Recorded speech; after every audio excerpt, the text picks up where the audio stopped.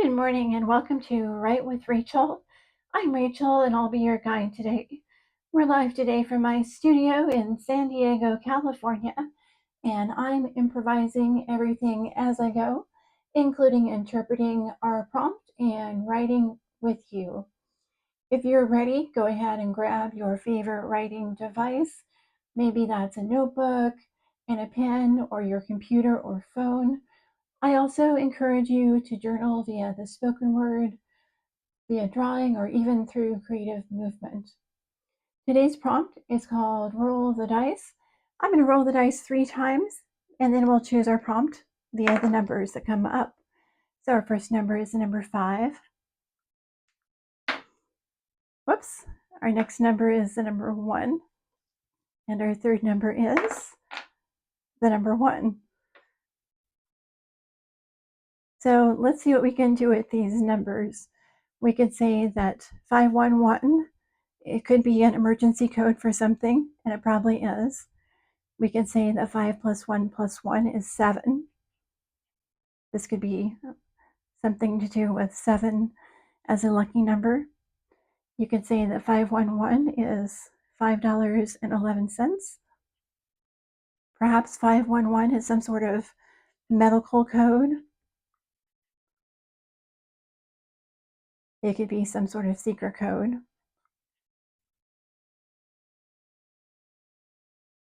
It could be flipped. It could be $1.15. It could be the number 115. There's lots of different ways you can interpret this. You could take the numbers and stack them on top of each other, and perhaps it looks like something. Perhaps the numbers together resemble an object or some sort of symbol that you would like to turn into your prompt. So let's take a look at some different ideas where we could go with these numeric prompts. Let's say you want to go in a creative writing direction. You could take the number 7 and you could write a story prompt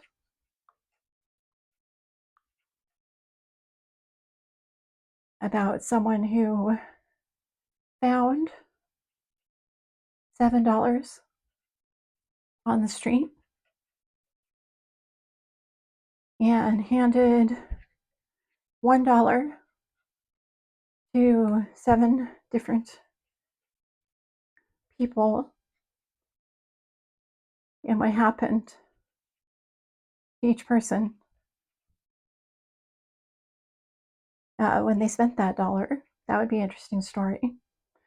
You could also write a story about someone who sees on their medical chart the code 511 and they look it up on Google. No, better. They ask They ask Chat what it means, and Chat gives them the wrong answer. And it sends the person down a rabbit hole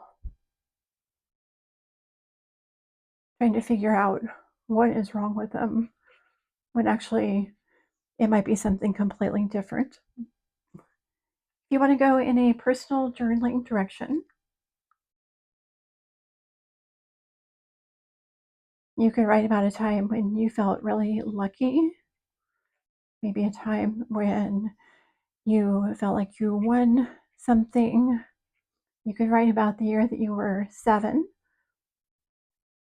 You could do a journal about how you celebrated your birthday on the year you were 1, the year that you were 5, the year that you were 7. You could write about what it means to you to have $5, what you would buy with $5 and a little bit left over, a dime and a penny. And if you want to go the list making direction,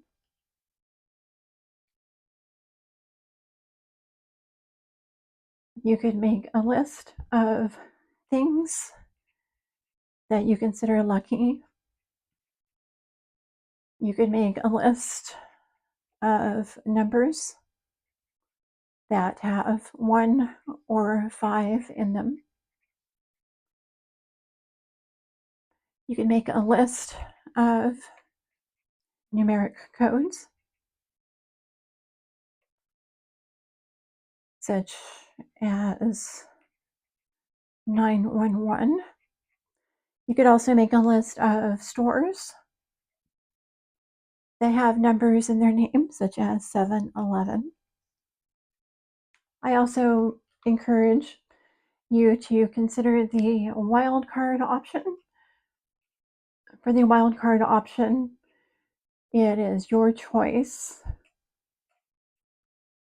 Anything that came up for you when you saw me roll the dice, when you saw the numbers 5, when you saw the numbers 1, 1, anything that we discussed here today that brought up an idea for you. It is completely up to you to take this in whichever direction feels the most interesting to you today. So go ahead and get your writing supplies ready. While you're writing, you'll also be able to see what I'm writing on my page. In a moment, I am going to ring the bell to signal the beginning of our writing time. We'll write together for 5 minutes or so, and when the bell rings again, you'll know that the writing time is finished. At that time, I'll share why I went in my direction and what I was thinking while I wrote it. Are you ready? Let's begin.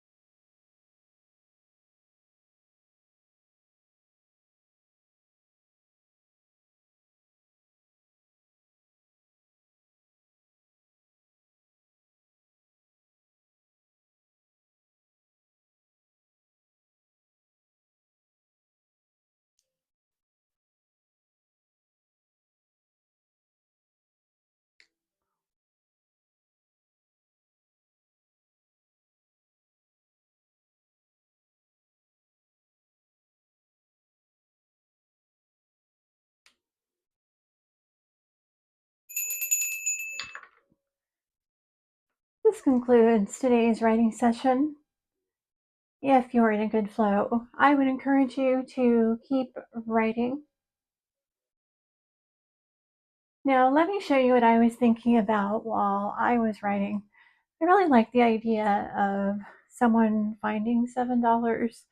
It reminded me once on my birthday when I was walking about and I found $60. And I was in this place of thinking, well, should I try to find the person that lost it or should I keep it? I looked around. I had no way to identify who had lost it. I really wondered, like, could it have been this person? What if it was this person? Anyway, so I thought about the idea of this person finding the $7, wondering what to do with it, wondering who it may have belonged to. I really like this sentence that I wrote where I said, the $7 bills flutter in the wind like green leaves threatening to fly away. So the character in the story decides to take the $1 bills, thinking maybe they were meant for her. Maybe they were a gift from the universe. She's walking home. She walks past a garage sale and she sees this old white wicker purse. There's a older gentleman and he winks at her when he sees her looking at the purse and he says, that was my granny's purse. How much? $1. She gives him a dollar bill. He hands her the purse and she puts the rest of the money into the bag. She takes the purse home, puts it to the side. Her friend stops by. She tells her the story, takes the purse, and opens it. When she looks inside, that's when she finds ... And there you go. Another story starter for you. I would encourage you to take this and turn it into your own if you need another place. You're always free to finish my story starters. I would encourage you to do so. If you'd like, you're welcome to share what you wrote today in the comments. But if you'd rather keep it private, that's perfectly fine too. I'd love for you to join me again tomorrow. I'll be posting a new writing session every weekday. Wednesday, today, it was Roll the Dice. Thursday will be This or That. And on Friday, we have Spin the Wheel. If you'd like to keep writing together, please feel free to subscribe to the channel. Thank you for writing with me today, and I will see you tomorrow.